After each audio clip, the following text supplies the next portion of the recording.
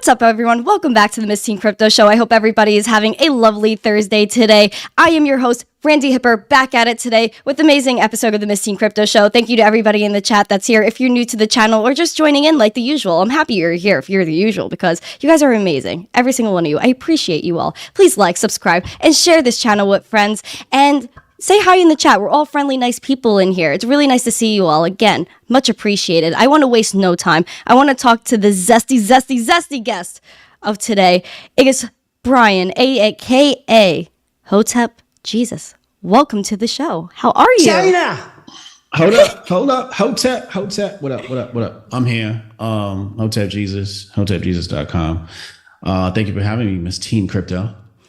No problem. I liked your little plug, hotepjesus.com. Please visit it, my friends. All of Hotep's links, to the best of my ability, are in the description of the video. I'll be dropping them again throughout the stream. He is mostly at Hotep Jesus on all platforms because I feel like I should pray to you. You're amazing, Hotep. You really are.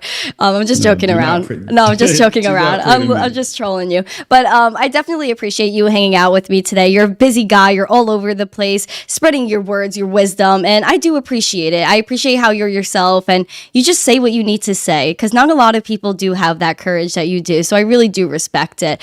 I want to dive into your life, Brian. I want to learn more about you, how you came to be Hotep Jesus. Can you walk me through, let's say, college Brian? What did college Brian want to do? Where did he envision his life going? I love this interview already. Wow, I'm impressed. I'm really impressed. You did a good job. You prepared for this. I get a lot of interviews where people don't prepare for me, and I can tell by that question alone you prepared for me. At least I think you did. What was I like in college? So I didn't want to go to college. My parents sort of forced it on me, and it seemed like a necessity. Like you go to school and you go to college and you get a job, blah blah blah blah. So freshman year of college was a lot of cutting class, and I worked at Nordstrom. I was selling ladies' shoes, and that was big money. I'm coming home with like fat checks, like fat 5-figure checks because it was 10% commission. Oh. So I'm making money and I'm like, this is kind of better, right? And then like being here. But I'm seeing my teachers. I went to county college. So I'm looking at my teachers, and my accountant teacher was this black lady. And I remember sitting in class waiting for her to come, and she was always late.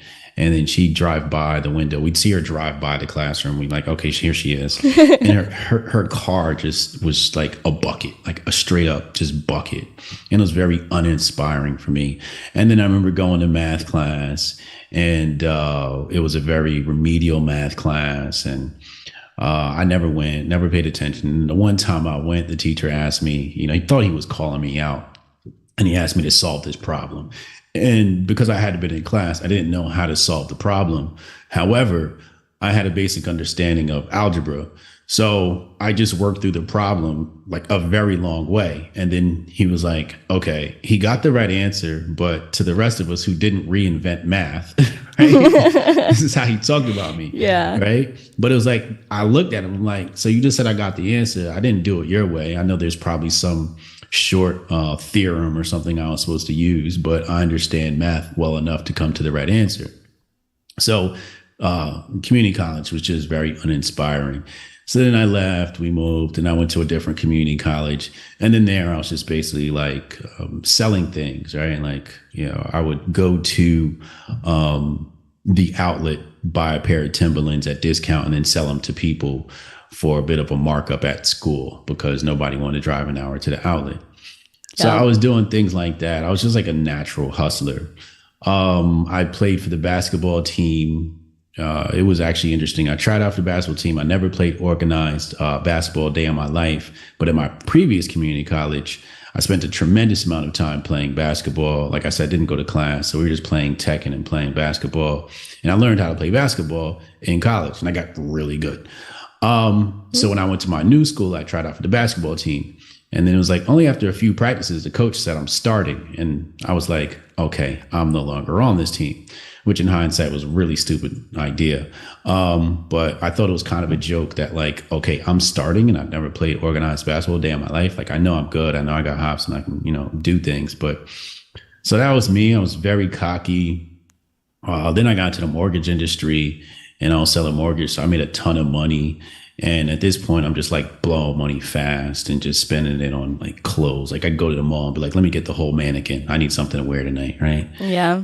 So yeah, I was very irresponsible, ladies man and party guy, typical college kid. Never really got into trouble. I wasn't the kid that was out doing robberies. I was very nonviolent. I was a ladies guy. I liked making money and hanging out with chicks.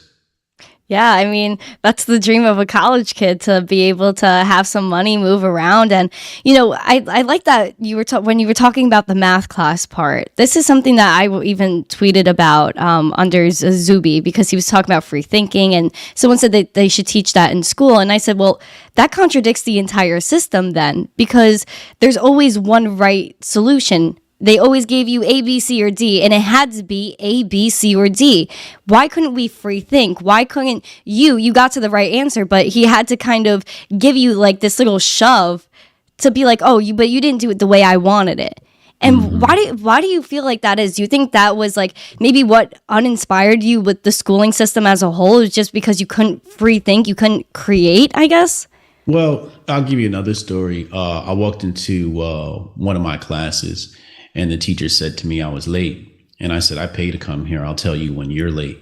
And the whole class was like, ooh. There's a burn. Right? Like, because it just didn't make sense to me. It's like, dude, I cut a check to this institution. Like, I'm paying you for a service. You're supposed to teach me. I can't be late to something I paid for. Right? That's not possible.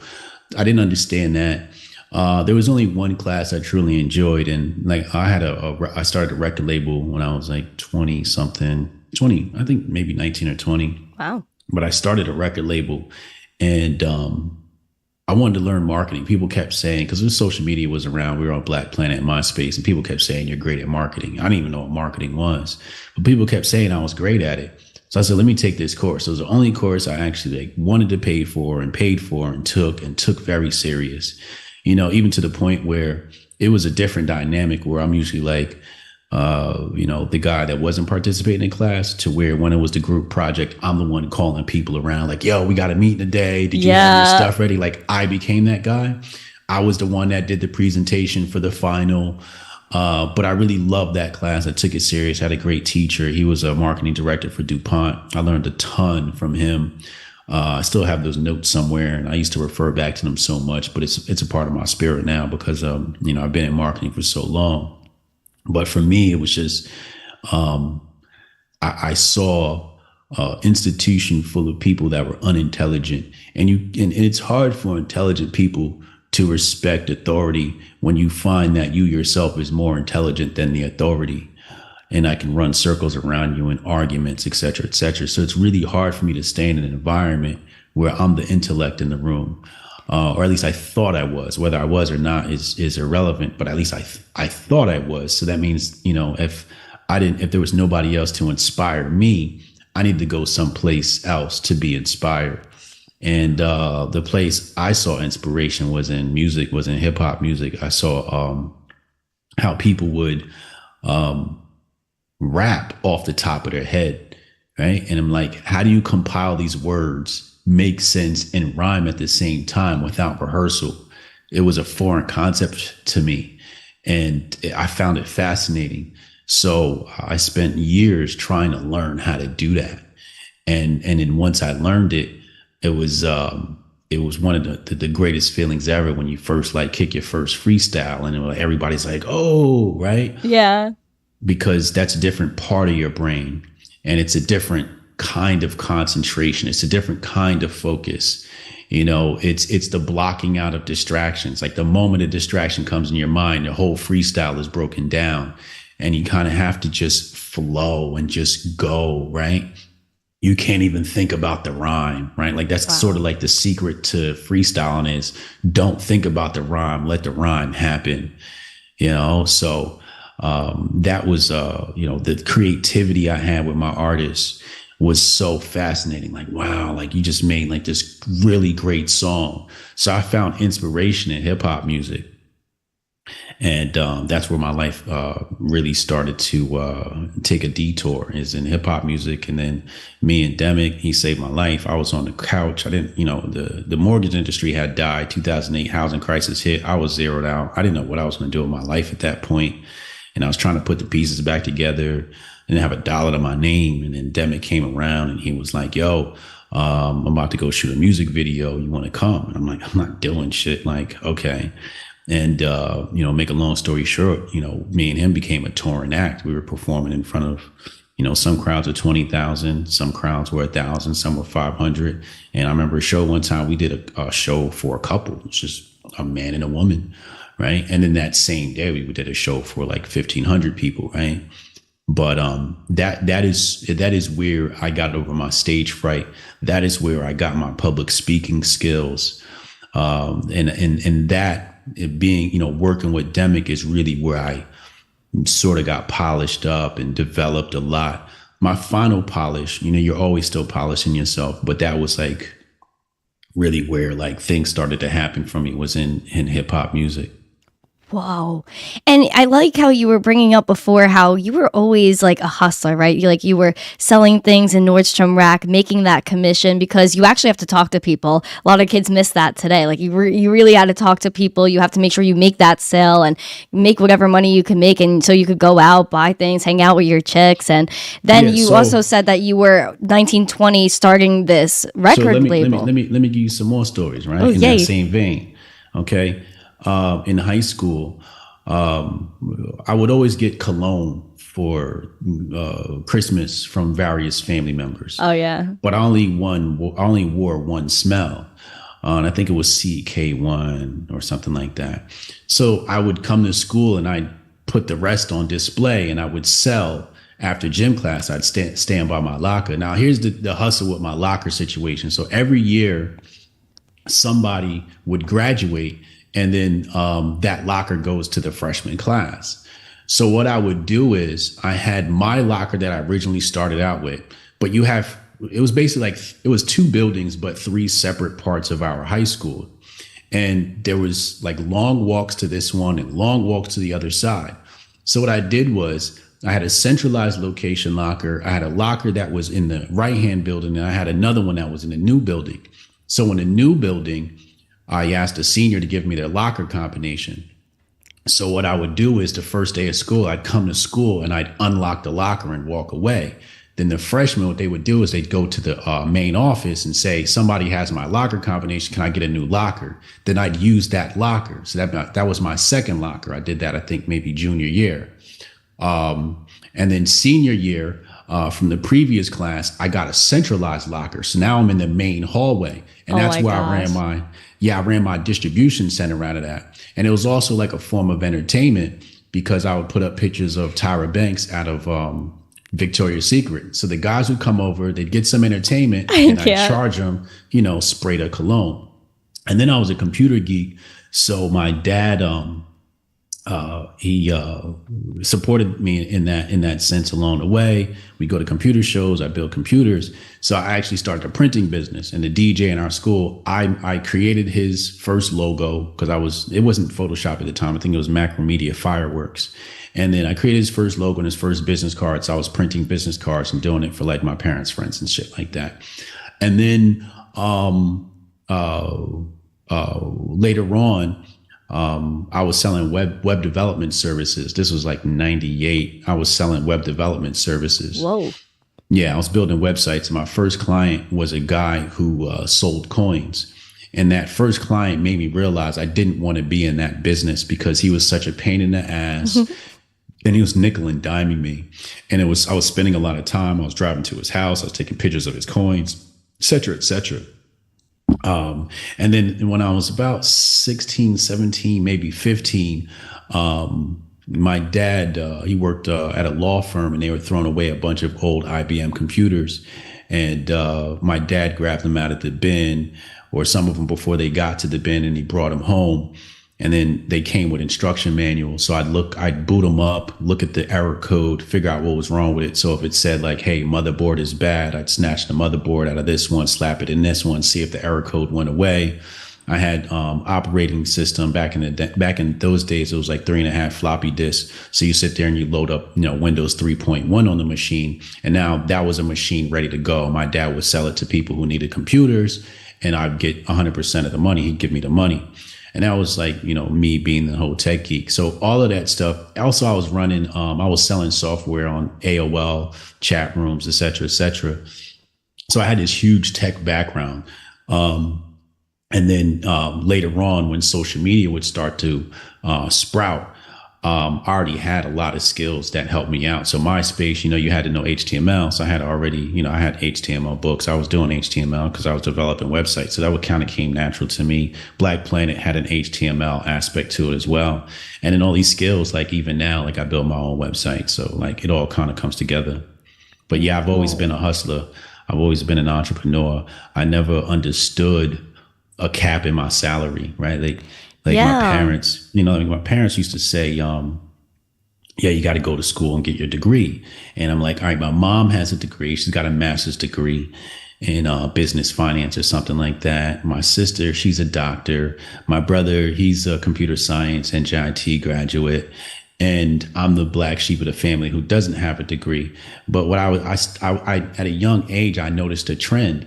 I was like, oh, y'all went to college, but oh, y'all got bosses. I don't want to have a boss. Like I hated people, I hated having teachers. I hated having a position of authority over me unless I respected you, like my 7th grade teacher. Tremendous amount of respect for her. And she's the one that really refined my English. She was like one of those old school schoolhouse ladies, gray hair, pinned back, knee length skirt, really strict. Everybody in the school hated her. But 2 people in her class got A's. It was me and my best friend.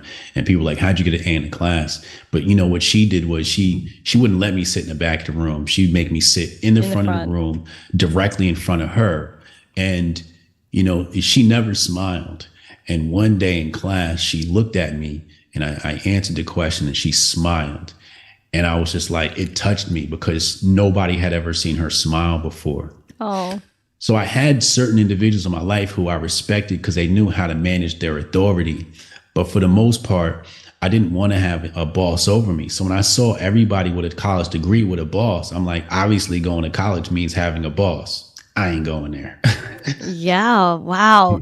You're a hustler. So you've directly dealt with people, which I think is probably one of the best things that could have, helped you in your life track. Just being able to talk to people, communicate, know what people need to hear, and know how to communicate and essentially get things done. A lot of people that's what I feel like a lot of people are missing today because of social media is because we just don't even want to talk to each other anymore. And then when you're in person with other people, we don't even know what to do with each other. We're like, oh, person, hello, person, nice to meet you. And, I think a lot of people have communication issues. And through music, I think especially, you're able to communicate a lot through music. And I know that's kind of what you were touching on before. And owning this record label at 19, 20 years old while also going to college and having all this background already by the time you were 19 and 20, you had so many things behind you. What was it like to even start a record label and get into the music industry? And how do you think you communicated through music? It was very difficult because now you're a leader. Yeah. You're leading people, you're leading young men. And that was a lot of responsibility for me. And in some ways I was good at it. In some ways I was terrible at it. But when you're, 21 and, my first artist, he had just graduated high school, and, so I think one of the biggest mistakes was I started hanging out with my artists and we became friends. And I think that was the biggest mistake I could have made. However, our relationship as friends did help develop me in many different ways and did teach me that lesson. Because if I didn't learn that lesson then, it might not have learned at some other point. Wait, what was the question again? How was it difficult to start your record label that early? And how do you think you communicated through music? I remember Demic. This is Demic before Demic became the beast he is now. He asked me, he said, how'd you start your record label? And I was like, I just started it. Like, I wasn't the type of guy that, was waiting around for somebody to give me permission to do something.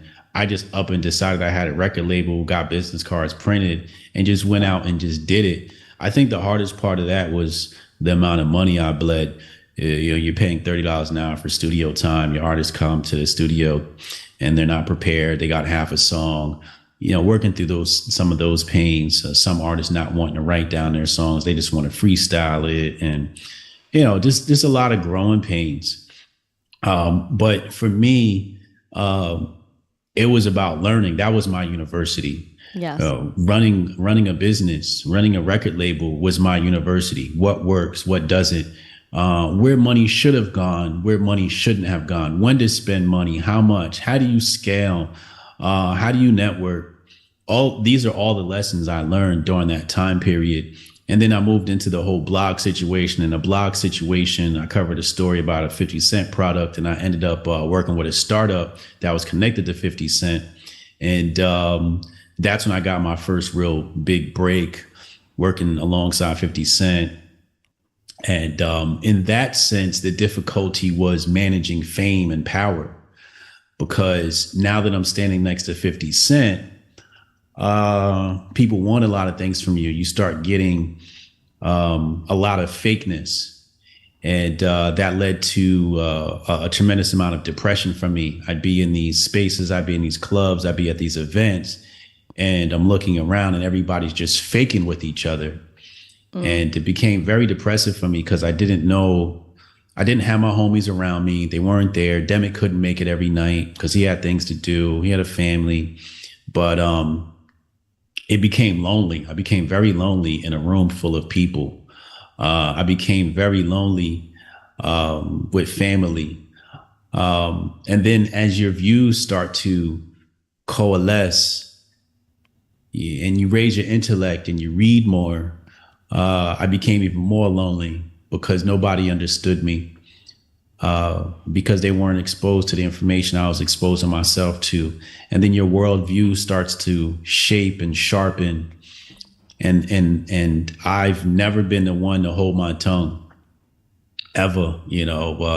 When I was in high school, people used to call me obnoxious and annoying because I spoke my mind so freely. And it was often crass, right? Like I didn't, it's one way to like express yourself and do it softly and gently. And it's another way to express yourself in the most blunt way possible. And I would express myself without filter, without restraint, in a very blunt way. So I was always like that, right? So like people say, oh my God, you're so, you express yourself. Like I was born like that. I was born wanting to, say how I feel. Yeah. And then what I found was later on, like, you can't really do that. you have to change your tactics. I relate to that more than you understand. I mean, I feel the same way. When I was in high school too, like I was not understood at all. I was always like the one like doing homework. I was making study guides. I even had like a little side hustle in high school where I was like, I don't even know if I could even talk about it, but like I used to do homework for people and for exchange. And I was always making study guides that people wanted, and I was just using, like, I loved doing homework and I loved like school. So I was like, make it profitable at least. And then I started getting into crypto and I realized how much was wrong with our world. Not only the financial system, but I was like corruption and, the way the world works. And I wanted to talk about it with everyone else, especially because the pandemic was going on like my junior year, which is when I started this. And everything was really controversial. And I was just like, not understood at all. Like no one was understanding what I was saying about crypto. I had teachers coming up to me telling me to delete my account. Other kids were laughing at me straight up. So I was just like, wow, like I'm not understood. I feel so lonely. And so like I know exactly what you're talking about. It must, like, how did you get through that? Like how'd you even like, everyone laughing at you, kind of thinking you're weird. How'd you get through that? How did you like have your confidence? Because I know you're a pretty confident guy from the get. Yeah. I found my confidence in women. You know, I would date girls older than me, and that was always cool. But you know, for example, one of my homies went to high school with. He said to me, I know it was never any shortage of me getting chicks, right? Like when I was a sophomore, my girlfriend was a junior, and when I was a junior, the seniors liked me, right? Yeah. So, you know, I never had a shortage of women, and I had swag. I know how to dress, but he said I hung out with the geeks. So, Uh-huh. I was hanging out with the dudes that were playing, the like Dungeons and Dragons, but Yes. not Dungeons and Dragons. Oh my gosh, Those yes. role playing games, right? Yes, You exactly. got to like roll a 20-sided dice to see if you hit the dude or not. Yeah, wow. Yeah. I So love that. I was playing those games. We're fucking playing, Japanese, like video games that came out in Japan but haven't released here yet. Where I'm watching anime, I'm watching Dragon Ball Z, like I'm doing all the geek shit. And then after that, I'm like, all right, I got a chick I go hang out with, right? I'm going to hang out with this shorty, right? Oh my god. So I didn't try to conform, right? I just went where I was comfortable. I was comfortable around women. I was comfortable around geeks because I was a geek myself. I was a nerd. So that's just, what I did. But it was very lonely. I was an only child, so it was even more lonely because I'd come home from school and it was tough. Like it was psychologically, I was like really fucked up. Like I was really hurting. Yeah. But you just wake up the next day and try again. I think that was what me was. If it was a bad day, the next day it seemed like I just woke up ready to like make adjustments. Okay, that didn't work yesterday. Let's make the adjustments today. And then you fuck up again. But I'm always like, I think that the main thing with me is I'm always auditing myself. Yeah. So to give you an example, here's my latest audit. The need to say, I told you so. The need to speak when not provoked, bridling that, not giving my opinion, reserving it until somebody asks. But specifically, when you tell someone to do something and they don't realize it's the right thing to do, and then they finally realize it's the right thing to do, just letting that be. Instead of saying, didn't I tell you that last year? I'm not 100% there yet, but that's the next thing I'm trying to fix. Like being okay with not taking credit for something that I've already done, right? Like if I did something and I did it already and somebody's like, oh yeah, being okay with not having to say, yeah, I did that already. Just saying, oh, that's cool. Yeah. And keeping that here, right? So my point is, I'm always auditing and optimizing my ego. That's a big thing for me. I call it the watcher, watching myself and seeing what, even when it comes to my speech on podcasts, my streams, what did I do right? What did I do wrong? I don't need to, I hate going back and playing my stuff. So I don't need to do that. I can just look at the comments and people are telling me you were on Tim Pool last time. And every time they spoke, you went, okay, so I can't do that anymore. Right? So listening to people, sometimes we can replay it in our heads and know like, I shouldn't have said that. Exactly. I do that all the time. Yeah, like you kind of cringe at yourself. Like, you know how many cringe moments I have where to everybody else it's like regular, but to me it's like, oh, that was cringy, and you just can't sleep. So, 100, like you replay the moment and you're like, damn, why did I say that? Like, and you're just like, you know exactly what happened, and it takes you like a few days to get over it. Like that happened to me recently, and I was just like, sometimes like, you can't be perfect all the time. That's why I say to myself, like, you can't be perfect all the time. Like right. Sometimes like, it's just, and sometimes I overanalyze myself too. And then I go ask my dad for confirmation or my sister. I'm like, yo, I was like, that's stupid. They'll be honest. They'll let me know. Yeah. um but yeah, I think definitely you have that quality about you that you were saying about before, that you wanted to continuously keep correcting yourself, and I think that's what a lot of people don't have the courage to do, just maybe out of ego or something like that, where they're like, okay, I did that, but I'm going to ignore it and move past it as if it didn't happen. And then they'll continuously make the same mistakes again. I think sometimes you do need to self-reflect and think about what, okay, even whether that's speaking or like, how you're interacting with other people, because a lot of people are salty with one another these days, especially the past few years. I feel like the salt level has been raised quite a bit. But, other than that, I know you're into meditation. So Did you? hold on, let's stop right there. Oh, sure. I was on the need to speak. I was on a flight, and I always fly first class. I'm gonna tell you why. So I'm sitting next to this dude, and I had a conversation. I was just at Decentral Miami, and I'm sitting next to this dude, and I'm on the phone talking to somebody about crypto, and I'm purposely talking a little bit louder because you can de facto red pill people on the importance of crypto. Yeah.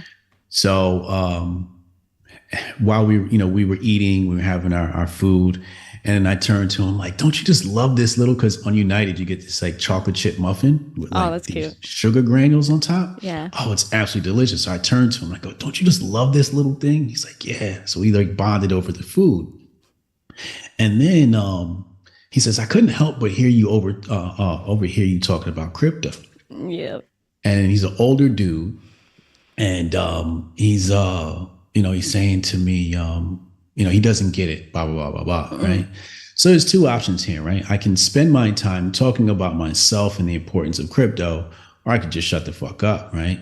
The one thing now, the reason why I fly first class, outside of the better experience, the luxury experience, is because when you're in first class, you're around important people. And a lot of times these people are rich people. So I asked him, I was like, "What are you into?" And he's like, "He's in real estate."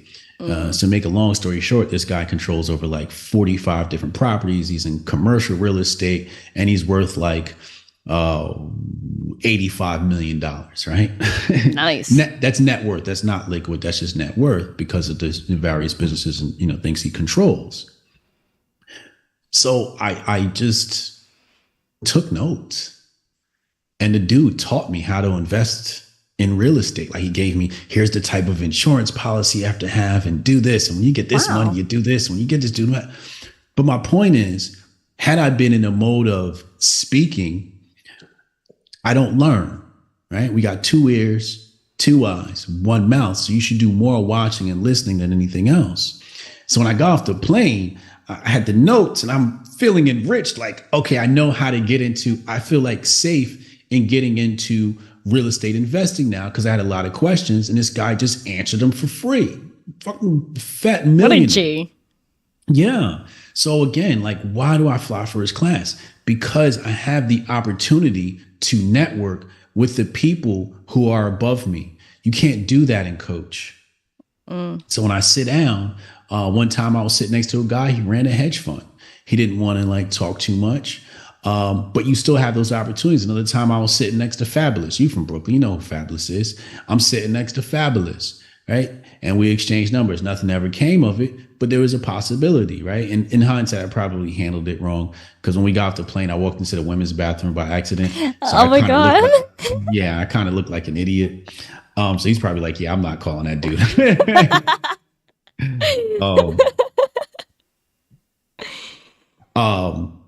So yeah, like You're funny, man. Yeah, but I'm in the mode of, we're sitting around and we're having conversations with various different people, and I find that in conversation, most people want to talk. So I want to listen. I just sit back and I interview people, and you'd be surprised what people tell you and how much information you can get and how much you can learn. So that's in the mode I'm with. I'm in the mode of right now is when I check my ego.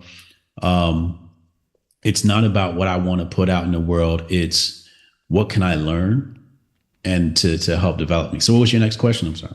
Well, I do want to add on to what you're saying as well, because learning from others is probably the best thing that you can do. And a lot of people ask me, oh, do you listen to other crypto influencers? You watch other podcasts? I'm like, of course I do. You can't just have like one echo chamber of opinions and your own opinion. You have to listen to other people and hear what they have to say, whether you agree with it or not, which is a whole other thing that people just can't handle nowadays.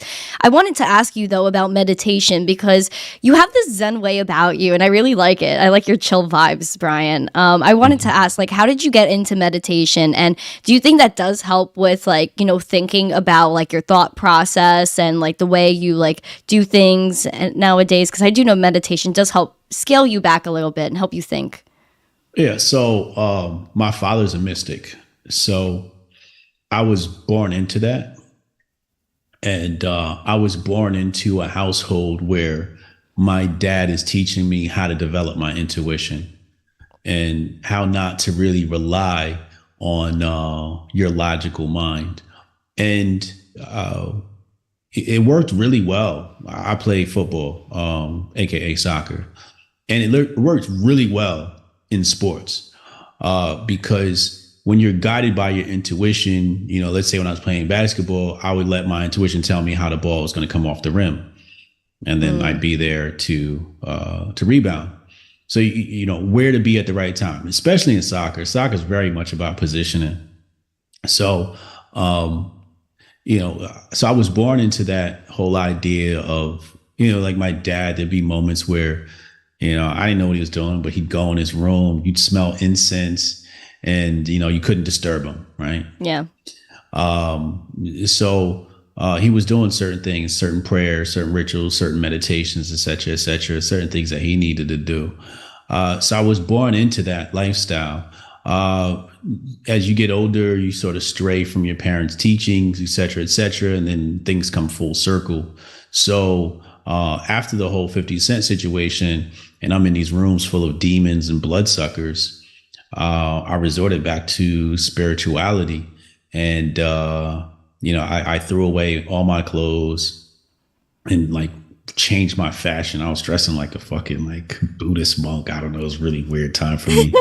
But I wanted to dress very modest and very religious like. So I had that phase. And what I realized was, you know, I had an intellectual spirituality, but not a lived spirituality. And these things like how you dress and the things you understand intellectually have nothing to do with spirituality, or very little to do with spirituality. Spirituality is how are you in the storm? It's easy when the sun is shining, the birds are chirping, and the breeze is just right. Everybody can be zenned out at that. But how are you when shit hits the fan? And that's where I learned to be my best, is under pressure, when there's conflict, and how to maintain a state of equilibrium, as I like to say it, or homeostasis. And that became my practice. It wasn't, you know, I had the phase where I was meditating every day, and then I came to the realization that meditation can be done in spurts, and it can be done in flashes. It can be done while walking. It doesn't have to be sitting.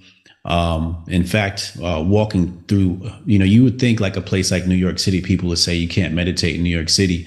I used to meditate in New York City because that's where I worked. And I think that's one of the best environments. So one of the things that I intellectually learned about spirituality is you have to listen for the silence between the noise. And in New York City, ain't no silence between the noise. Never, right? ever. Never, ever.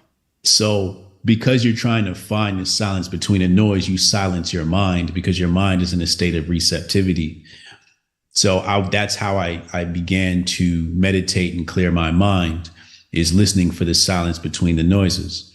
And then later on, like I said, it just came down to how am I a better person? For example, somebody asked me the other day, how do you deal with, you know, receiving more money and power than ever before? And to me, I'm grounding myself in a state of gratuity. I wake up and I'm just thankful for the things I have. When something good happens to me, I sort of have to pause and thank and just be thankful. I don't thank any one thing. Like I don't thank God or anything like that necessarily. It's not it's not an intellectual thing. It's not a word thing. Like we're using words. It's a vibe. It's a feeling. So I enter a feeling of thankfulness. So I put my body in a state or vibratory frequency of gratuity, and then I share it with people. So my Uber drivers, I tip them all 20%, or I just hit the $5 button, whichever one pops up. Yeah. I overtip the waitresses, et cetera, et cetera. I tip the girl at the front desk, right? I give people advice where they need advice. I just do things that are based in love. And then, so the thing is like, momentum and habits are based upon daily rituals and practice. So if all throughout my day, everything that I practice is embedded in love, I have no choice but to always exude love. So therefore, I can't be corrupted by money and power. And that's the state I try to be in. Is something has happened, a person's attacking me, whatever. And I'm not perfect. It doesn't always work, but I'm batting a pretty good percentage where you want to analyze the situation, take it for what it is, and then reset your body to the love frequency. And that's where I operate from, gratuity, thankfulness. Because I remember when I was down after when I got zeroed out from 2008. I mean, you're talking about a kid who's making a 6-figure income. Imagine 21 and you just blowing money fast. Like you got your check and the shit got 5 digits on it. Oh, and then gosh. I'm going to I didn't even have a bank account. I was going to the check cashing place. So I'm walking around with 10 G's in cash in my pocket. Yeah. So you can imagine how that's making me feel, my ego. Humbling. And then to be zeroed out. So now that I'm sort of coming back, I know what it's like to be zeroed out. So having a bed to me is a really big deal, because I remember sleeping on my friend's couch, a couch that he got on the side of the road.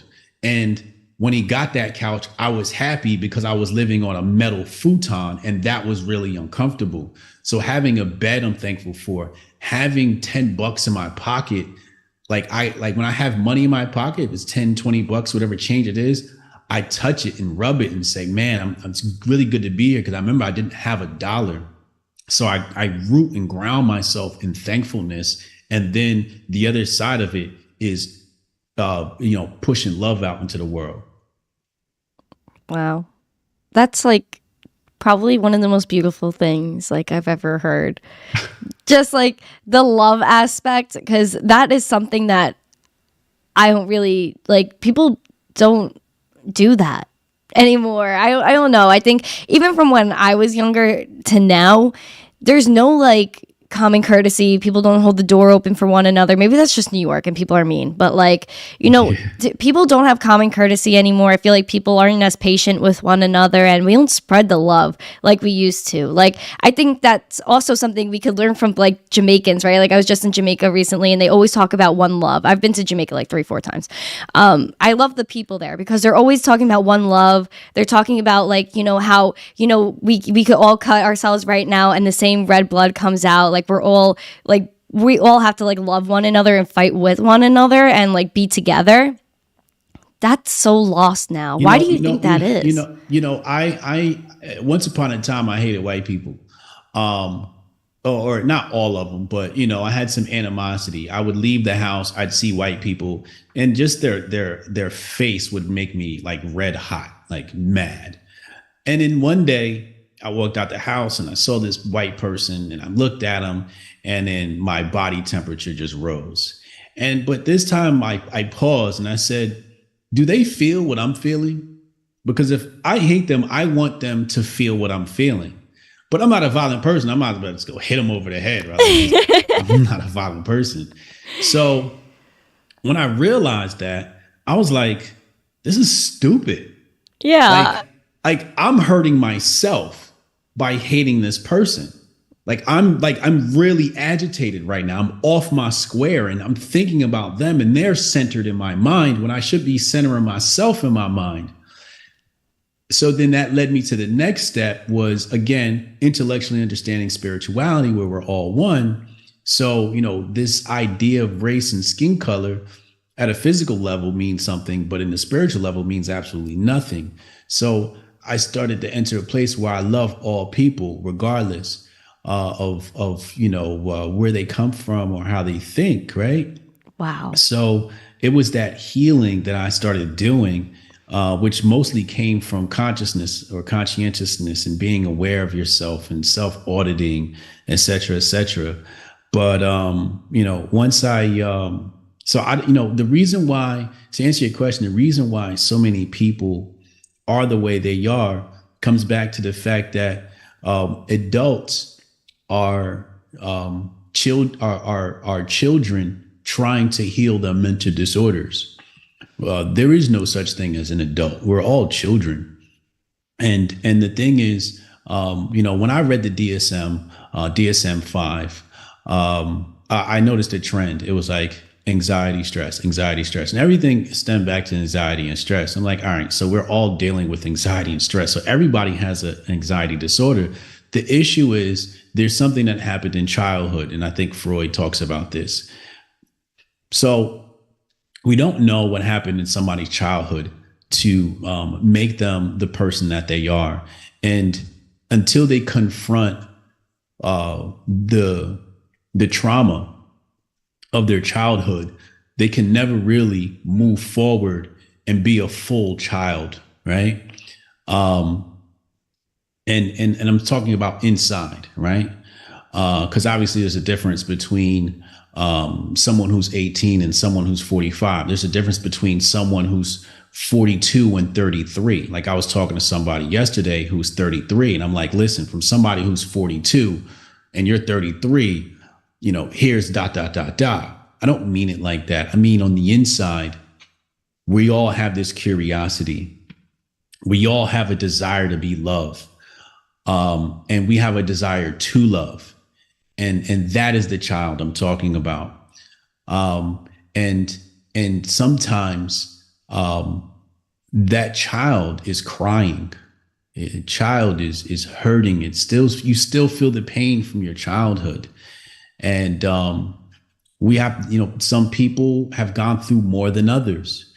Some people have had to watch their mother get raped. How do you deal with that? How do you judge that person? You can't. You never know what somebody went through. So when I see hurt people, for example, people ask me, I was on Fresh and Fit podcast, and they asked me, how do I feel about feminists? And I said the unpopular thing that you can't say in a masculine community, but I said, my heart goes out to them.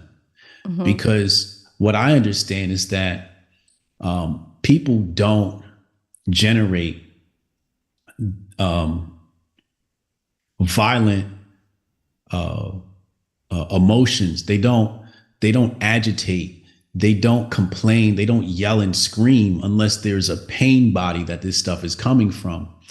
And I know for a fact that women are subject to pedophilia from their uncle, right? Sexual abuse, a father who left them, and various other traumas. Women are subject to this.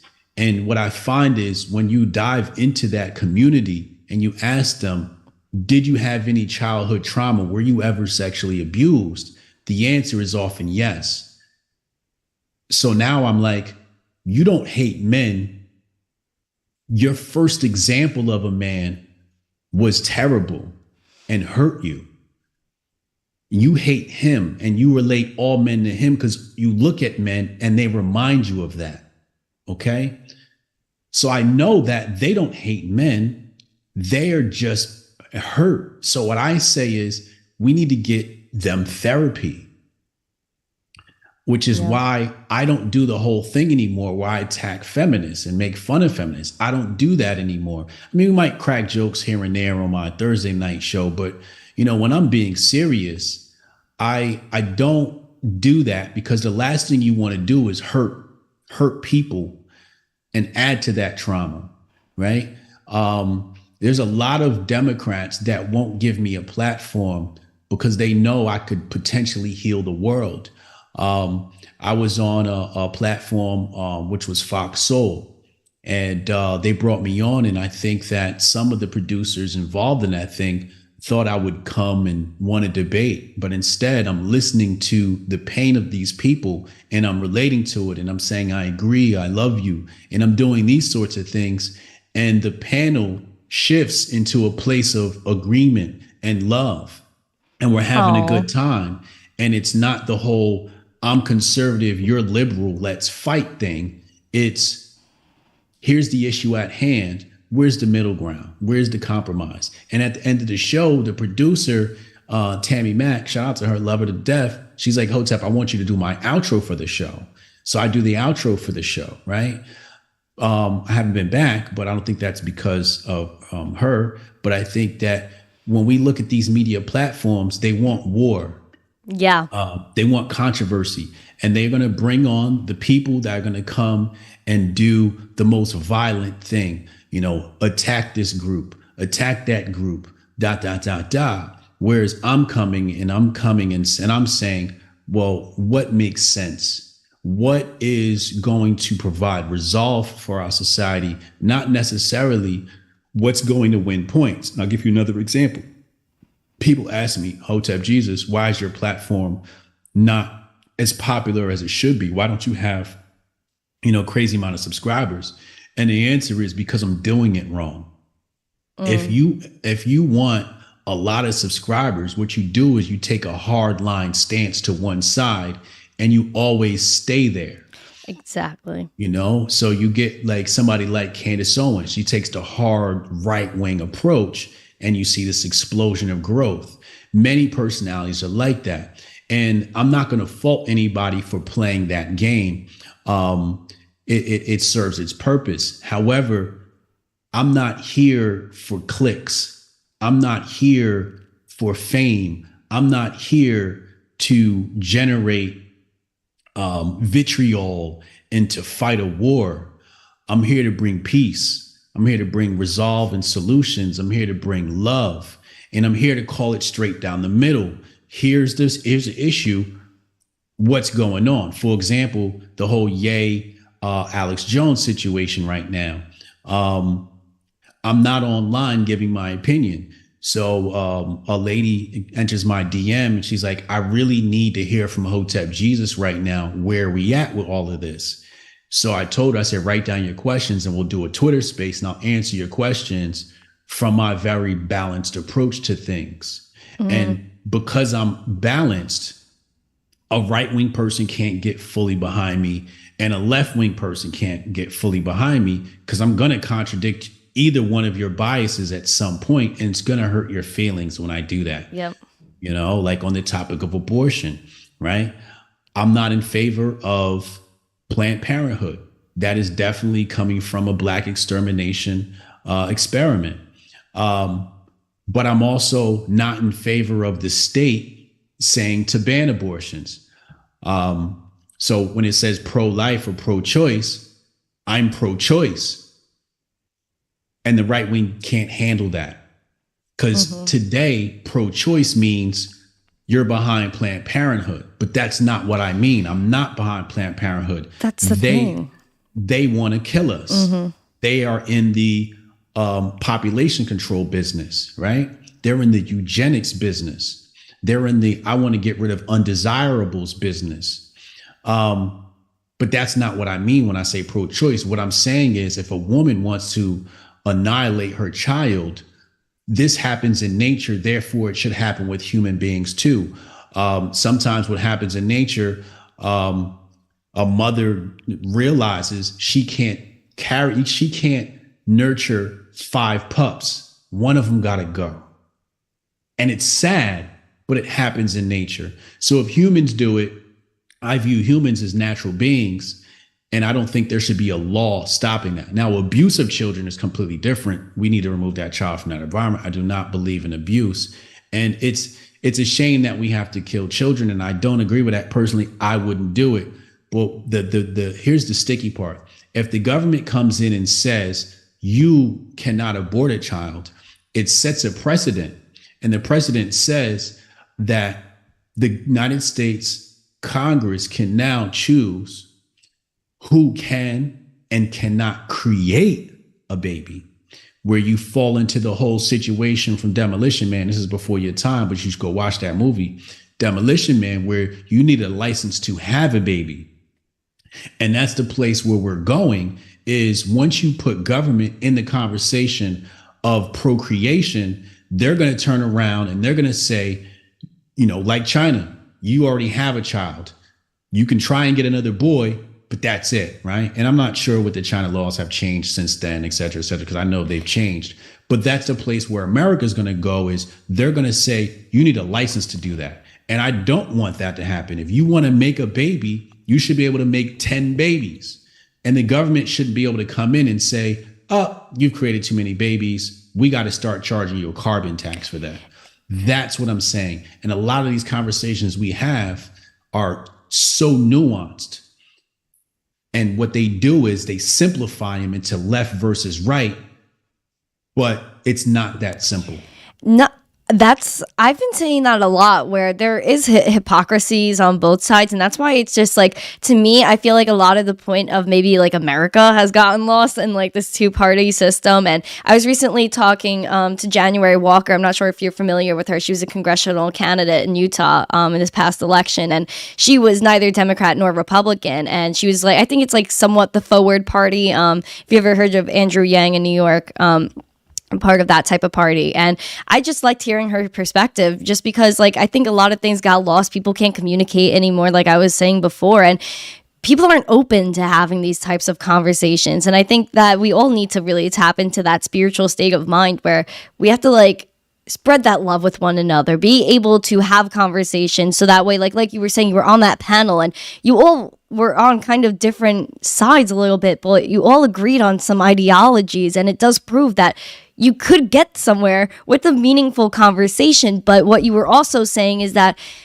you reunited that, you kind of united that panel, which isn't really what the producers wanted. And that's sadly because drama sells. The sad stuff sells. And that's the weird society that we've built and created and now we live in, is that the negative stuff sells. Like when Bitcoin goes up, you don't hear the news saying, yes, Bitcoin is amazing. This is what's going to change the world. We need peer-to-peer currency. No, they FUD it and they say Bitcoin sucks. It's for criminal activity. Then they want to dump the market. This entire bear market, they've been trying to FUD, bring us to the bottom. I mean, man, it's so sad that this is what the world has come to. And it's like, people also say to me, why don't you go the political route? Why don't you do A, B, and C? Because that's not what I'm here for. No one cares. Frankly, no one cares about my political opinion. I don't care about my own political opinion. I'm just here to spread the word about crypto. I'm here to educate people. You're kind of doing the same thing. Like, you're just out here like saying your piece. Like, you won't have to pick a fight with every single person. I gotta be honest with you though. If I had it my way, I wouldn't be on YouTube. I wouldn't be a voice. Why is that? I would have quit a long time ago. Why do you continue? Because people have asked me to. But why don't you do what you want? Like, what would you want to do? Just start a brand and stay behind the brand. Being in public is, when I was younger, like I was in the entertainment industry, I was touring this. I thought this is what I wanted, but this comes with a lot of stress. It comes with a lot of time away from family, and the thing is, because I stepped away from YouTube for about a year, sort of get my speech together. I didn't like the way I was talking, but I stopped. I wasn't as consistent with the videos. Yeah. But what I noticed was, like the girl today, Hotep, I need you to tell me what's going on with this Alex Jones and Ye shit. I need you to tell me what's going on with X, Y, and Z. And I think the issue is people are sick of the hard line stance. They're sick of going to a source and they're like, fully left, and they're sick of the source that's like hard right. Yes. And there's a contingent of people. They're not, I don't know how big they are, but they want a balanced approach to help make sense of things. And so they come to me and they say, where are you? And I'm a selfless person by nature. And I'm like, I have this gift to articulate myself. So obviously that's a indication from God of what my purpose is. Right? If you take a look at your gifts, if you're a good looking person, then that's a gift from God. Obviously, you have to use your gift of good looks to be in front of people. But what are you standing next to that you're drawing attention to? Sometimes we use our good looks and we stand next to things that we shouldn't be drawing attention to. Mm-hmm. So use your good looks to draw attention and then redirect it. So because I have this gift and I'm an extrovert, and I'm a people person, it's a gift, right? So what does a gift mean? A gift is something you give people. So if God has given me a gift, I have to keep on giving. So I can't take my gift and keep it for myself. That's selfish. I have to give it to others. And I see that when people ask me, yo, I need you to explain this to me. Mm-hmm. And I think it's because that void isn't being filled. Somebody's got to fill it. And it's just a job I got to do. You're a selfless individual. And I respect it. I respect you saying like, hey, maybe this isn't like the vibe at the moment, but people need me and I want to help. I don't think a lot of people are willing to do that. And I want to ask you really quick about Bitcoin and everything like that. I think we're at a really weird part in history right now where we're on the brink of, just like you were kind of talking about before, government control over everything, and CBDCs are trying to make their way in, central bank digital currencies, and that's just ultimate control over your life, not just finances. Like, this is your life. What do you think about Bitcoin and how that kind of stands for freedom and things like that? Or like, are you really that into Bitcoin, or how do you feel? So let's dive into this cryptocurrency conversation. Mm-hmm. The biggest problem is people are paying attention to the price. The price is the problem that's going to put us next to the SEC. Thank you. Thank you. Because now you're talking about something being classified as a security. Yeah. And what's the definition of a security? To be very broad, a security is something that you plan to flip. Right? You want to buy it low and sell it high. You want to make money off of it. But the cryptographic technology can do so much more. Pegging it to the dollar is a mistake. And this is where my mind is bifurcated, because on one side, I'm like, I got Bitcoin, hodl, right? Yeah. Like, I'm definitely hodling, you know what I'm saying? I want to make my money, right? But then there's the other side that has to be grounded in truth. And the truth of the matter is the power is in the technology, the power is in the blockchain, the power is in being able to create speed with blockchain technology. For example, my sponsor, Syscoin, they're doing this through ZK rollups. Basically zero knowledge proof, right? Where you can prove you have something, but I don't have to show you the whole thing to, So, these various different pieces of technology can be used for various purposes. They can be used in video games. They can be used for medical records. Just like the sky's the limit, right? Like, that's why it's so hard for me to say an example, because it's like, it's everywhere. It's a piece of technology, but it's also cryptographic. Now here's the other thing, right, that we have to talk about. Freedom is responsibility. That's what it literally means. 100%. So when you have money, you put it in the bank, and the bank's responsible for keeping that money safe. That's why we put it there. It's supposed to be safe. You put money in a safe. Well, what happens with crypto? You can do it So let's talk about the Sam Bankman-Fried FTX situation. And this is what I was explaining to the guy on the plane. I said the Sam Bankman situation has very little to do with cryptocurrency and everything to do with how traditional finance is run. Traditional finance is about leveraging debt. And that's all he did. Yep. He leveraged debt and he leveraged capital. So you leverage the capital to create debt, then you leverage that debt to create more capital. Okay. And I'm sure your viewers know that concept, so I don't have to break that down. But really what it came down to is if you got burnt, and I'm not talking about day traders or spot traders because they got burnt because they have to keep their money on the exchange in order to do their trading. So I'm not talking about them. I'm talking about the people who buy and hodl. For the people that buy and hodl, is your money in a custodial exchange, or is your money on a decentralized exchange wallet? For example, we saw recently with Coinbase, they delisted Ethereum Classic, Bitcoin Cash, Stellar Lumens, and XRP. Yep. Okay. What does that mean? Because they said it's decentralized, but they get to choose what that wallet supports. So, bingo. Right? So is it really decentralized? Because you own your keys?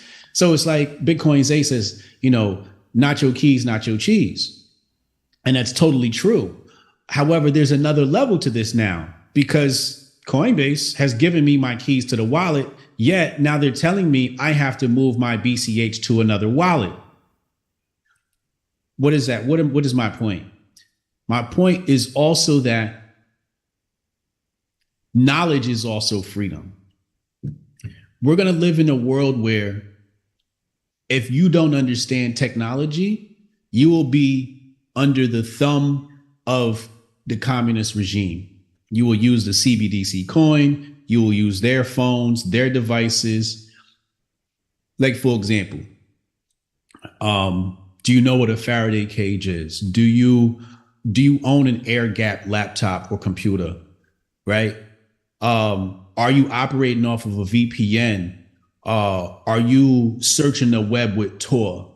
Right? Like, how technologically advanced are we when we're in this crypto space? And what we find is a lot of people in this crypto space are operating at the price level, and they're really not becoming cyberpunks or cypherpunks.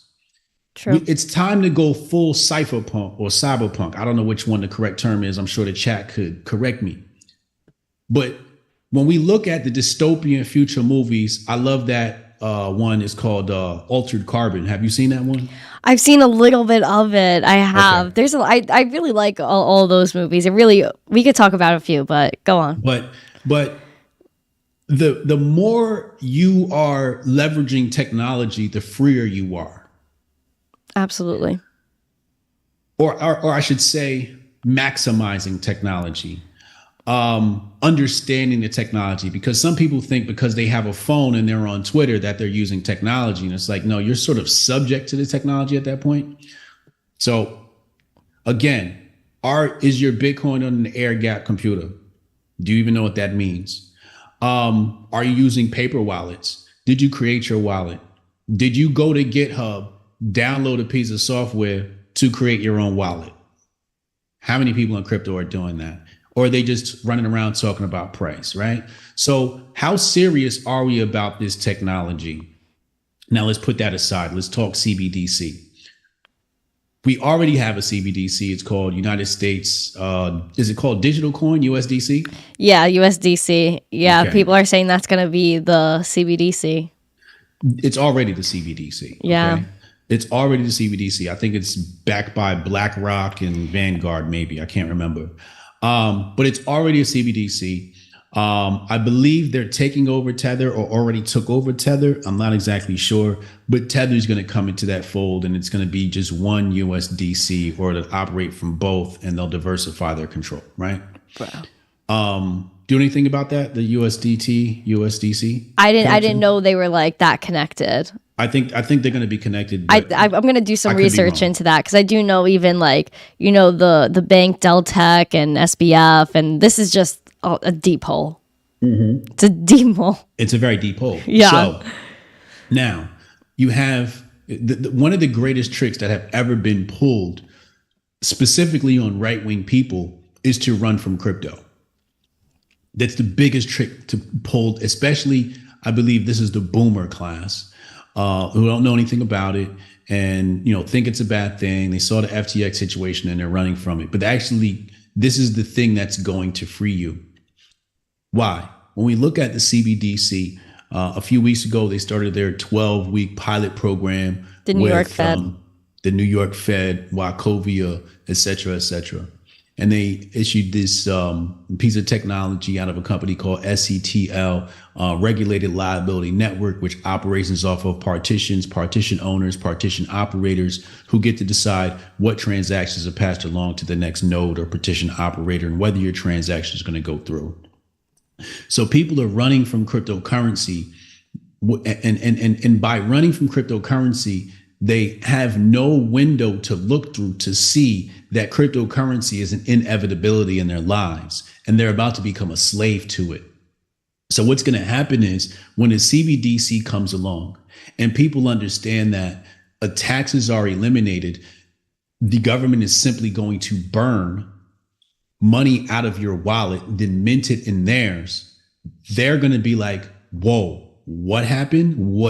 How did this happen so fast? Just like the last 2 years, people are like, whoa, how did this happen so fast?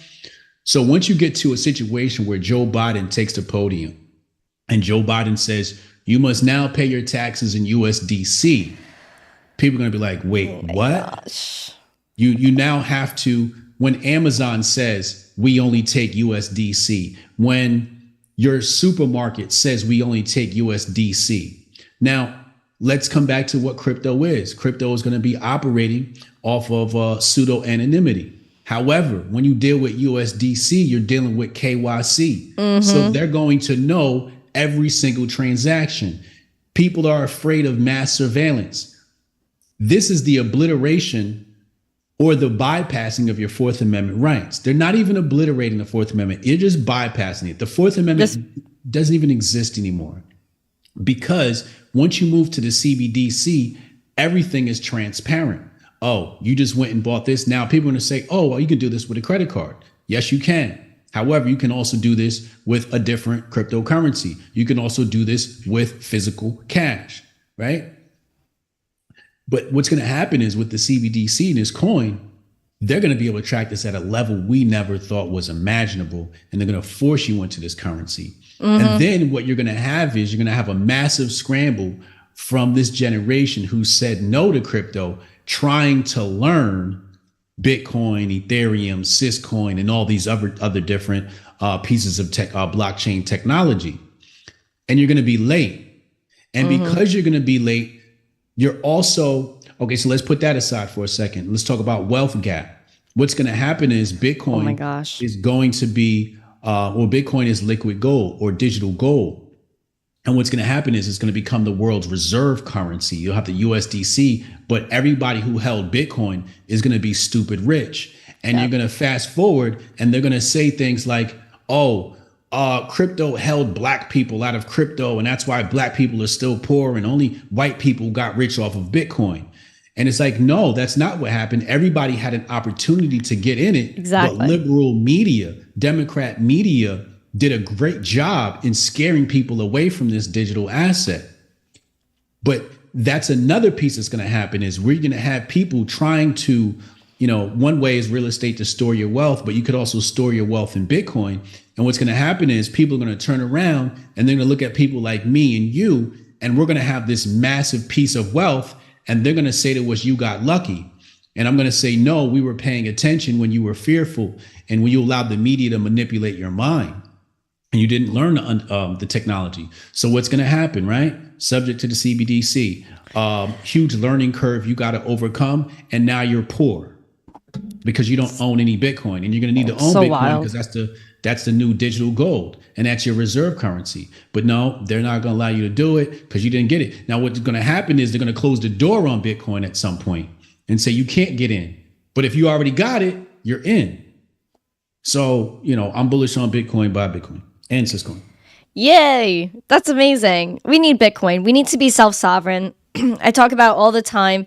Get your crypto off of the exchange, put it in a wallet, even though, people aren't that technically savvy and, they're going to take their steps to get to that point where you have to be. Freedom I know. They're going to get there. Freedom is responsibility. They're going to get there. Hotep. There are people that are in my building that aren't even 50, that aren't even 60 years old and only have a flip phone. When this stuff hits, oh my gosh, so many people are going to be confused. They're going to be devastated because they're going to just learn all of this at once, that their money's just completely taken over and they have no control over anything that they thought they had control over. I have family that I was telling about CBDCs like a few weeks ago. They were telling me that wasn't real. It was a conspiracy. So I'm like, all right, like wait till you see.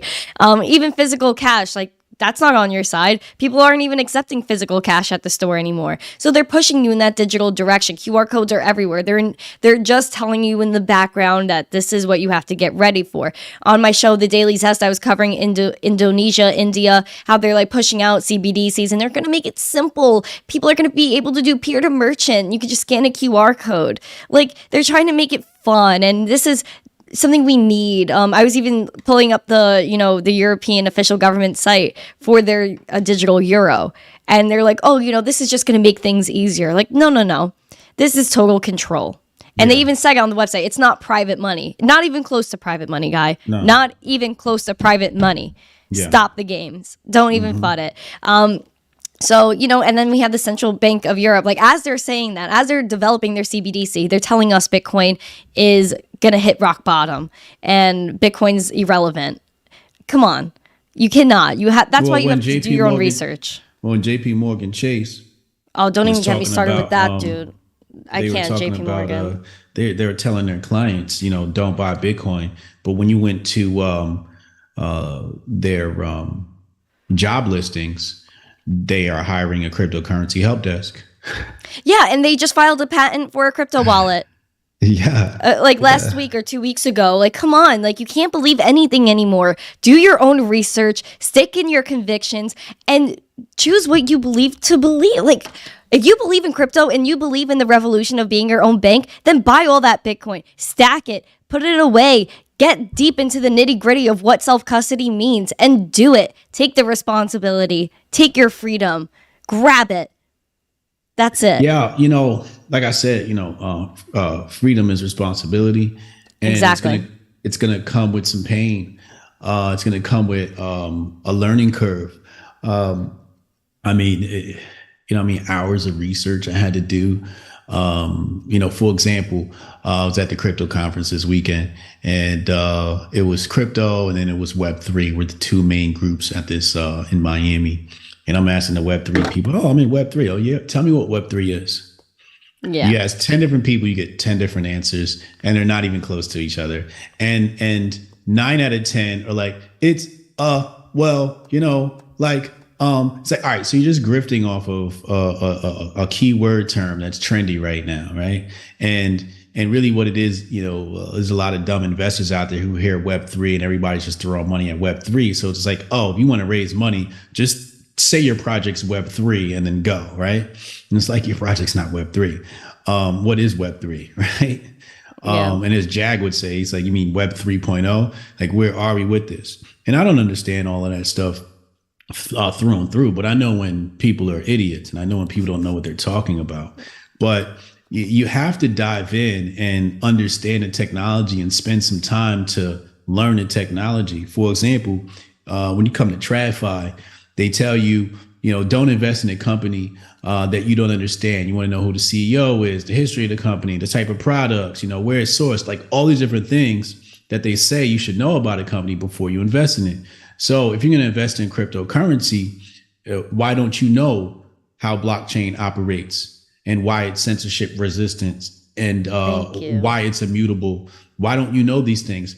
You should know, for example, you see a lot of problems with Hex right now. You got Hex influencers being subpoenaed. to come into court.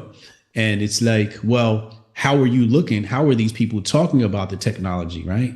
Are people in this community around the coin you want to invest in talking about price? Are they talking about technology? Are they talking about price? Or are they talking about use case? What is this piece of technology, this piece of blockchain tech, their layer 2 solutions? What are they being used for? If you can't find, any projects using these things and using these things in a very legit way, you might not want to invest in it. I mean, sure, you got the day traders, they play a price. You can do what you want in that area. But I'm talking about for the guys that aren't day trading or spot trading, and you want to just, support a project you like or hodl, understand the tech. And again, 100.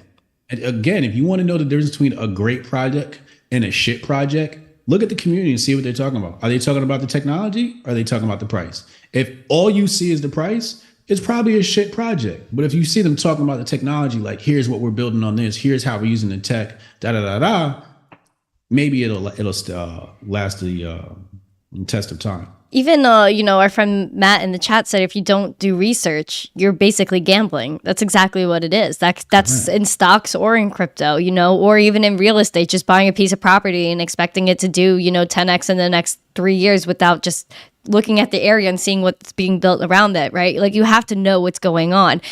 Perfect point, Matt. So shout out to Matt and shout out to everyone in the chat, by the way. Happy you guys are hanging around. I want to ask you, what do you think the next few years looks like for crypto? Do you think, we're going to be in this bear market forever? Do you think Bitcoin's going to bounce back? How do you feel about the next few years? What does it have for us? Well, we got to talk about the greater market, and it seems like everybody's posturing for a recession. So next year could be brutal. I don't know. I don't know what to think. And that's okay. Yeah, I'm watching, but you saw, all the layoffs, right? So true. My issue with the layoffs is fourth quarter layoffs are custom.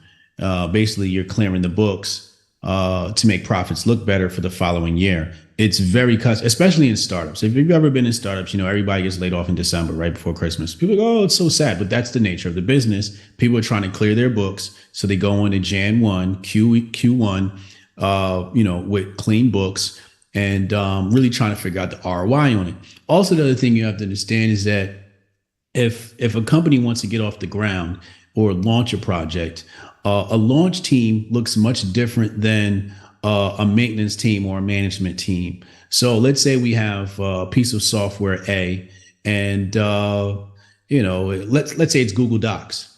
We might hire marketing team and 20 devs and, just a massive hiring spree because we're launching this thing, right? There might be even event marketers, et cetera, et cetera. But after the thing gets massive adoption, you don't need all those people anymore because everybody knows about the project. So then you just kind of lay people off. You only need now you only need 2 devs on Google Sheets, right? And because they're just fixing bugs, or maybe they might launch a new feature, right? Exactly. And you only need, 1 marketing guy, or, it could be something shared with the marketing team. So when you look at, large companies like Apple, Amazon, who launch thousands of projects in a year, right? And different, or hundreds of products in a year, they don't need everybody at the end of the year because the thing probably got off the ground. But then there's also, the CFO. The CFO was looking at the books and he's like, we can report, 10% higher earnings if we lay off X amount of people. You know what I mean? So it's that whole CFO, and I'm not in that world. I can't speak as an authority on that stuff, but I just know how business goes. So I don't know if that's necessarily an indication of recession. I just know that many people I see are posturing for a recession. So that's so crypto obviously is subject to the recession. People thought that crypto would be, recession resistant or an answer to recessions.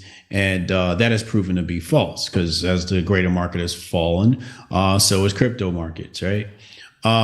So what I'm looking at is a Trump win in presidency and everything roaring back, and then a spike in, I guess, 2025 or whenever, Trump wins. I got you, Hotep.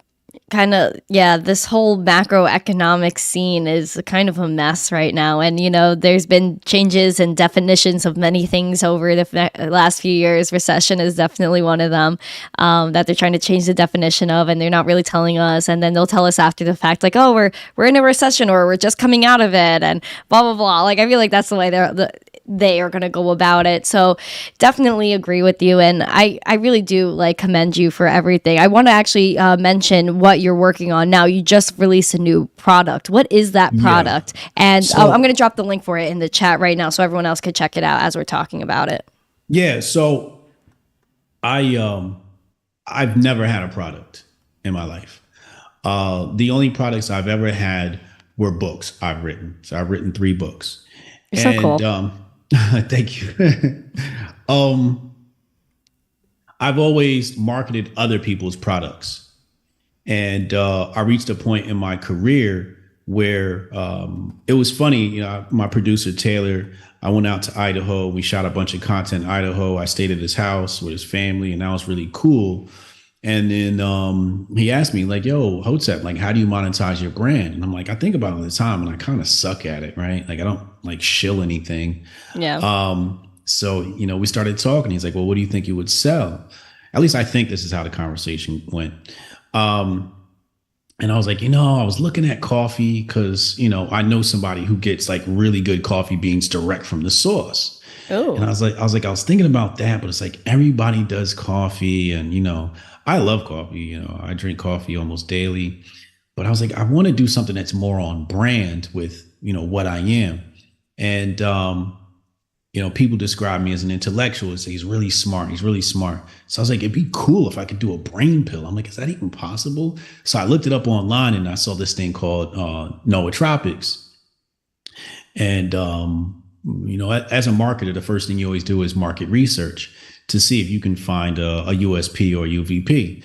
So I was looking, and I noticed there was a niche. So I made some phone calls and found out that I could actually do this. Ooh. So I created my own nootropic, Master Focus, trymasterfocus.com. And so another thing about Hoteps is we're very much about herbal things, like herbal medicine, the Dr. Sebi, that whole, coming back to earth, being very natural, right? Yeah. So I didn't want to do any isolates or extracts because in the Hotep community, those are sort of taboo because we don't believe in using extracts because they don't come along with the other pieces of the plant, especially the enzymes. So we wanted to do is something more holistic. So we put together a package of herbs, nuts, seeds, and mushrooms, and came up with our own blend. And I called it Master Focus, mostly because I play chess, and I wanted something. I wanted to cater it towards the, you try to find a niche and where you could market it to.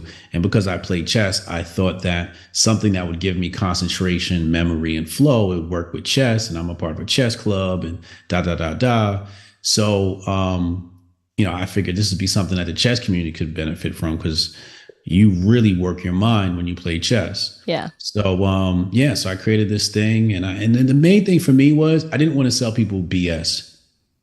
I wanted to sell them something that's actually really good for them. Because you got some people that go out there and say, hey, take this, and it's it's bad for your health. Right? Yeah. Yeah. So I wanted to create something that was safe, backed by science, and healthy, and worked. Right.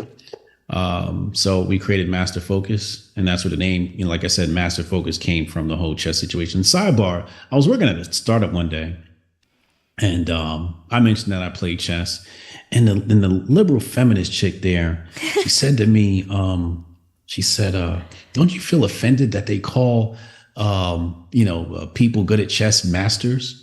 Because it's sort of racist. It goes back to slavery. And I turned my head and looked at it, and I'm like, I'm Black. And I never thought of it like that. Yeah. Even in computers, right? You have, let's say you have a dual hard drive. Well, one's the boot, and then the other one is your secondary hard drive, where they call it master and slave, Even when I was learning computers, master and slave never made me think of the plantation. Ever. Yeah. Ever. Okay, this is the master and this is the slave. I thought of it as computers. When we were talking about chess and it said master, I'm thinking like I have mastered the game. I'm a, FIDE master, grandmaster, national master. I didn't think of it as subjecting people to racism. It was just really weird. People just take things to like people. I feel like people look for things like that. Like I know that sounds really weird to say, but I feel like people look for that just to like kind of create an issue or like, a lot of things are like that. You don't have to think. It just shows where people's minds are at.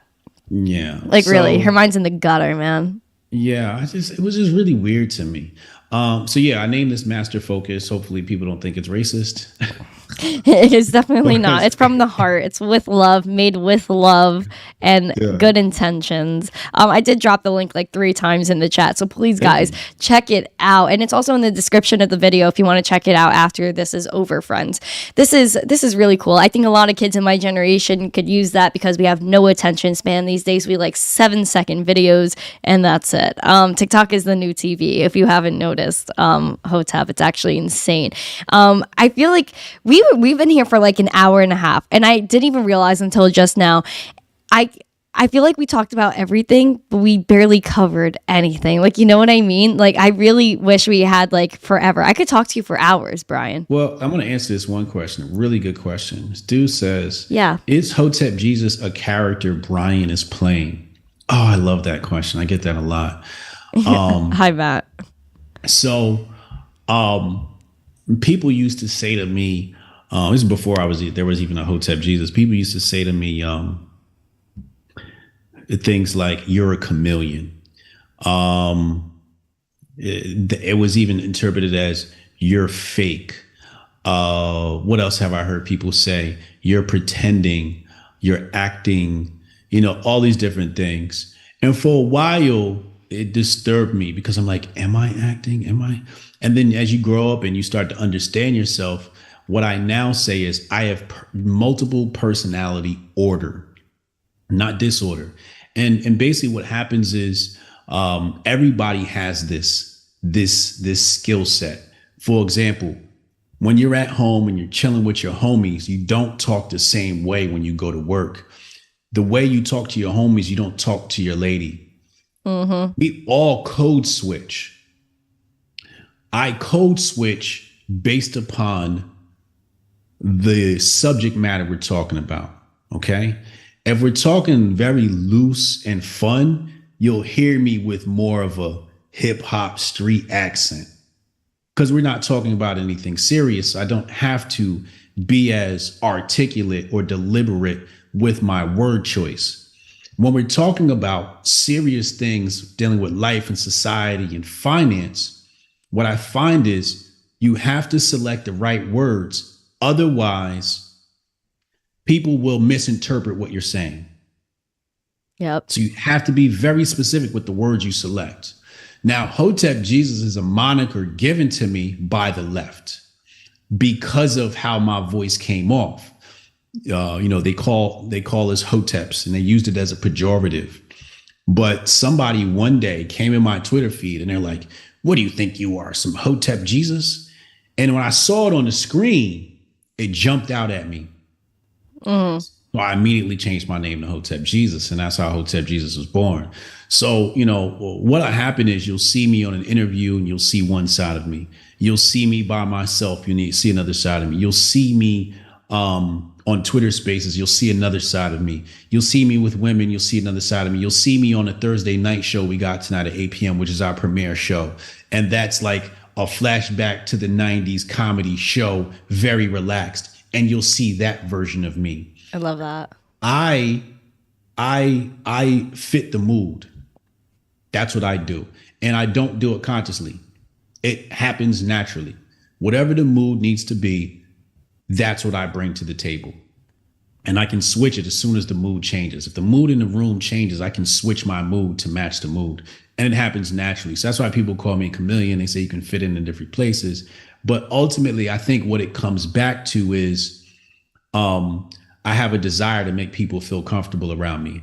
That's like part of that you know, that goodness within me, like we were talking about earlier, Yeah. where it's just like, when you come around me, I don't want you to feel uncomfortable, right? Like, I want you to feel relaxed and like da da da da. Yep. And it's just like that naturally. Like when somebody's around me and they're uncomfortable, I become uncomfortable. You That's know? facts. Yeah. Yeah. You So, feel it. It's something in the air. Definitely like a vibration. Like, like I get around like white folks, right? Or certain types of white folks, and they're like trying to say things, and I'm like, I like Trump, just to get it off their chest. And they're like, oh, and then now they can talk, right? So I want us to be able to relate to each other. So I'll do things to make you feel comfortable, so we can just get all of the bullshit out the way. And now we're talking person to person, heart to heart, and we don't got to tap dance around shit. So that's why I move in the way I do, so we can be as close to transparent as possible with each other, to answer this guy's question. yeah. Thanks, Matt, for that. I like how you're like tap dancing around the question. Do you like to tap dance? Do you dance? I don't dance. No, you're not. Nah. Like, you're more like I the music back, production. lean back. So like lean if back. you're like Hotep in the club, like Miami style. So like you're just like going like this, so like you're just leaning back.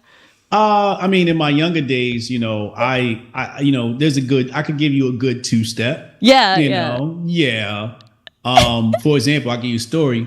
yeah. I'm in Miami this weekend, and we're at the hotel, and I gotta fix that again.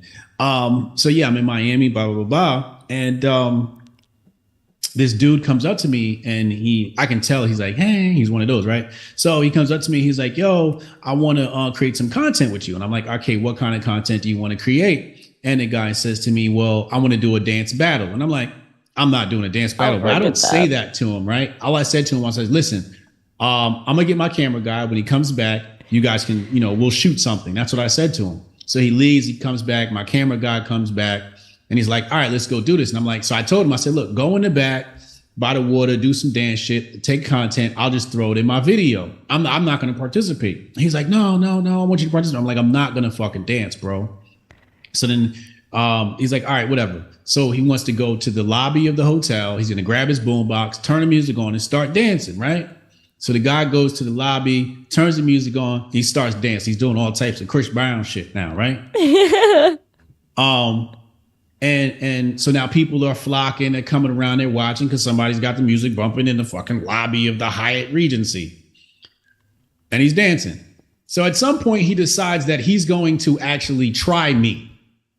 Okay? So he's walking towards me. And I'm like, yo, he's gonna get his heart broken because I'm not dancing with another dude. That's just not what I'm about to do. You know what I'm saying? So Yeah. he comes over to me and he grabs my arm and pulls me, and I pull my arm back like, yo, I'm not dancing. So now I'm serious. Like prior to, like, I'm not doing a 2-step, but the music's playing, so I'm just nodding my head to the music. Like, Yeah, just vibing. I'm just vibing. Yeah. And he comes over to like really like get me to dance. And he's pulling on my arm. And I'm I like, hate no, that. no, stop. And then I had to walk away. And he's a light-skinned dude, so his whole face turns red because he feels embarrassed. Because normally when you're doing something like that, you grab somebody in the crowd, they participate. But I had just told him, I don't fucking dance, bro. That's not what I do. And I'm not dancing with a dude. You're like, I'm not about to stand there and you do like some little twinkle toes Chris Brown shit around me. That's not about to happen with Hotep Jesus.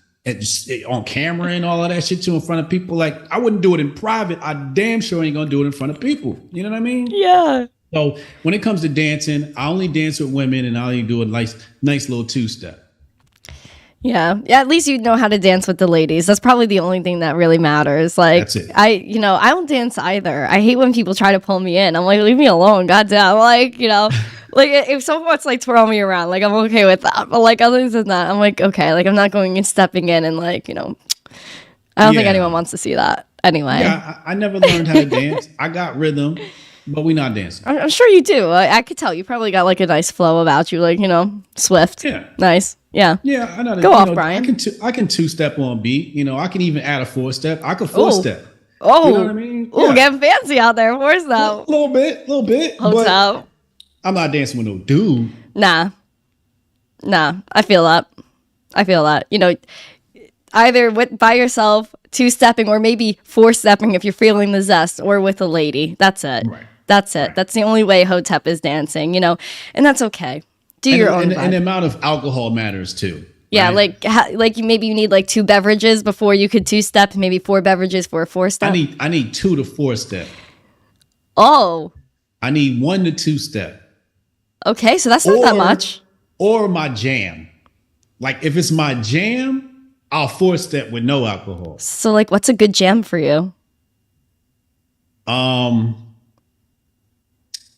Maybe like some Afro beats. Yeah. Like Burna Boy. Burna Boy could get me moving. Sade could get me in a mood. Sade, you kind of just want to some house music, some techno. Like it just like if it's the right beat and vibe, it has to be really good though. Yeah.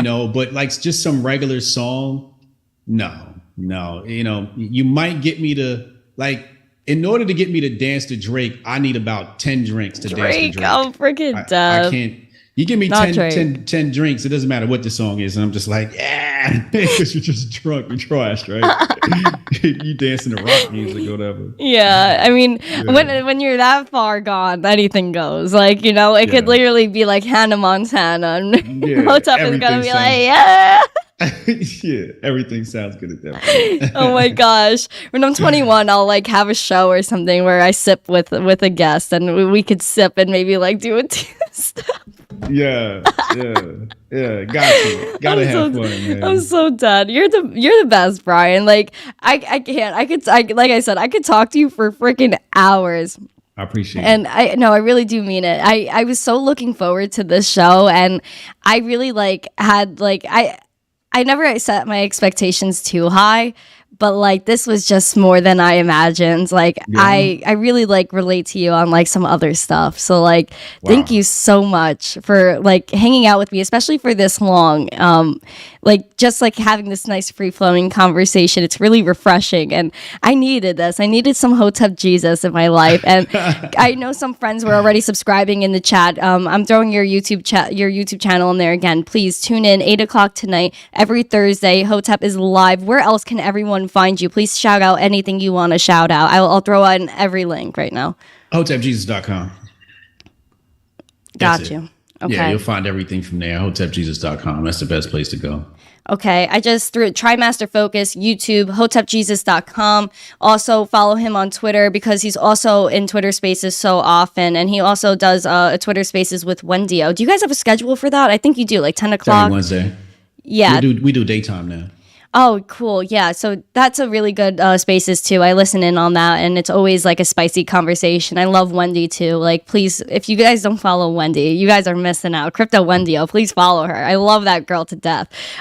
She really is like a nice role model, I have to say. Angel. No, I really do. One of those people. Like I have a list of people who saved my life, and she's one of them. No, I can't even, like, she's been supportive of me since I started. And when I started, like, not a lot of, like, even women had my back, and she really was one of the first. And I'm always grateful for her. And she's an avid guest on the show as well. So thank you. Like, so nice. Thank you to Wendy O. And thank you to you, Brian. Thank you to everyone in the chat. I love everybody. Thank you so much. Spread that love. We all deserve love. Everyone wants to be loved, and you should give out the love. Give someone a hug today. Text someone. Tell them, you miss them. Send them a heart emoji at least. If you guys enjoyed the show, please don't hesitate to like, subscribe, share this out with friends. Tomorrow I will be back at 4 p.m. Eastern. I'm going to have Mitch Ray on the show, dropping some alpha on the charts because we need to understand some TA out here and talk about line dancing. I know this is a popular subject with Mitch and I. Will I get him to square dance or wait, line dance is solo. Will I get him to line dance on stream tomorrow? Who knows? Join us. I'll see you guys later. Thank you again. Please follow Hotep. All of his links are in the description. Have a wonderful day, everyone. And as always, stay zesty. Peace.